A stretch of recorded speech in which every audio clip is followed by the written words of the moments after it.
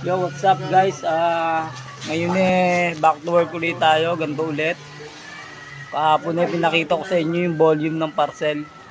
Ngayon ganun pa rin, walang pagbabago. So ngayon papakita ko sa inyo yung area natin, kung paano mangyayari dito.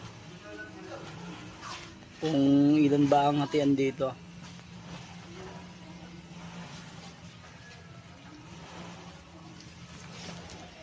So ayan guys, kita nyo naman ang parcel ulit natin. Ganun pa rin, kagaya kahapon.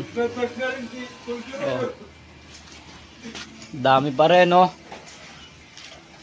Bulto-bulto pa rin.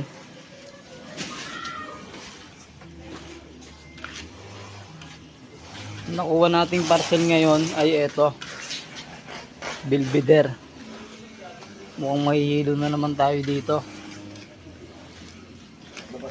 Ayan, 60 peraso yan.